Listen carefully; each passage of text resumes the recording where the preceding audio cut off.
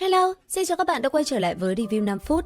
Sau khi trận đại bạo tạc kinh hoàng tại Minh Đô rung chuyển cả đại lục, đám người Sử Lai Khắc chứ danh không còn lựa chọn nào khác ngoài việc tiếp tục hành trình về phía Tây. Giải đấu hồn sư tinh anh toàn đại lục năm nay đã bị hủy hoại và mối quan hệ vốn như tơ mảnh giữa tam đại quốc gia và đế quốc Nhật Nguyệt nay càng thêm căng thẳng. Dù người dân Nhật Nguyệt vốn không mong muốn chiến tranh, nhưng sự kiện Minh Đô đã thổi phồng ngọn lửa thù hận đẩy họ đến bờ vực xung đột. Trong khi đó, tại một nơi an toàn, Huyền Lão đã phần nào yên lòng sau khi nghe Hòa Thái Đầu giải thích về những gì đã xảy ra. Mặc dù tổn thất là không nhỏ, nhưng xét về tổng thể, nhiệm vụ lần này có thể coi là thành công mỹ mãn. Tiếp theo đây, để tránh bị hồn đạo khí tầm xa của Nhật Nguyệt tấn công từ trên không, đoàn người Sử Lai Khắc buộc phải tiến sâu vào dãy núi Tây Sơn để tìm đường trở về. Với sức mạnh phi thường, họ nhanh chóng xuyên qua những địa hình khó khăn, tiến vào trung tâm ngọn núi. Nhưng rồi, một bầu không khí quỷ dị bắt đầu bao trùm lấy cả đoàn. Hoắc Vũ Hạo với khả năng trinh sát tinh thần nhạy bén, chợt nhận ra điều bất thường, hắn chợt lẩm bẩm, nơi này quen quá, hình như chúng ta đã đi qua cách đây 2 canh giờ rồi. Với sự hỗ trợ của hồn đạo khí hình người và 2 bình sữa cấp 6 cung cấp năng lượng, Hoắc Vũ Hạo liên tục sử dụng tinh thần tham chắc để dò xét xung quanh, tìm kiếm bất kỳ dấu hiệu nguy hiểm nào. Suốt chặng đường, hắn không phát hiện điều gì khác lạ, nhưng cảm giác bất an trong lòng lại lớn dần, đến lúc này đã trở nên mạnh mẽ hơn bao giờ hết.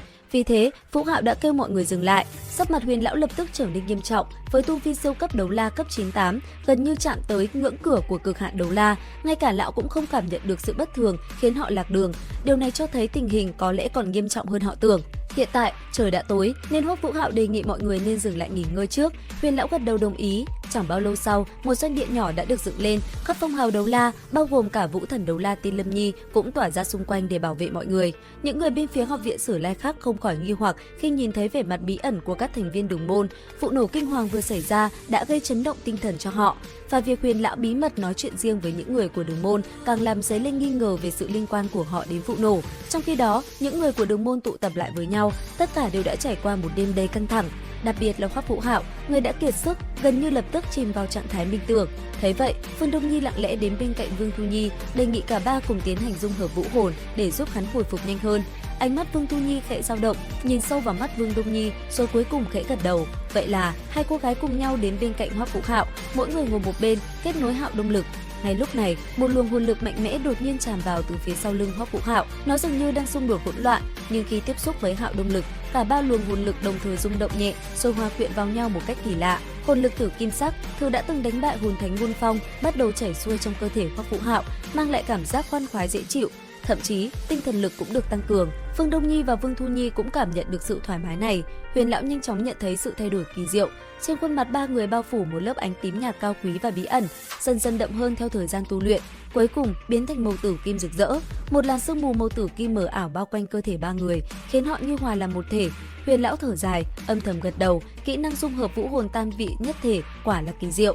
Lão tự trách mình đã nghi ngờ Hoắc Vũ Hạo. Vũ Thần đấu la Tiên Lâm Nhi cũng không khỏi liếc nhìn về phía họ với vẻ tò mò. Mọi thứ trở nên yên tĩnh, nhưng các cường giả của học viện Sử Lai Khắc không hề hay biết rằng một lớp sương mù đang dần dần lan tỏa trong dãy núi. Toàn bộ Tây Sơn dường như đang sống lại, bắt đầu xuất hiện những biến đổi kỳ dị. Cùng lúc đó, tại trung tâm đế quốc Nhật Nguyệt, Từ Thiên Nhiên đang đốt giấy tang, sắc mặt trầm ngưng hỏi về tình hình sau vụ nổ.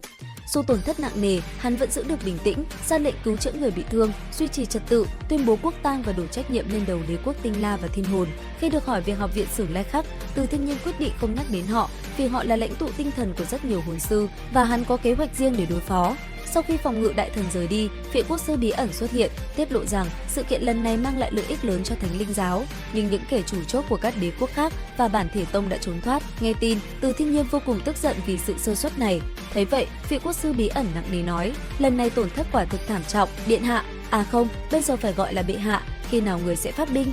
Với tư cách là giáo chủ của Thánh Linh giáo, kẻ thực sự điều khiển đám tà hồn sư, không ai mong chờ chiến tranh hơn hắn. Một khi chiến tranh nổ ra, đồng nghĩa với việc bọn chúng sẽ thu được vô số linh hồn lực.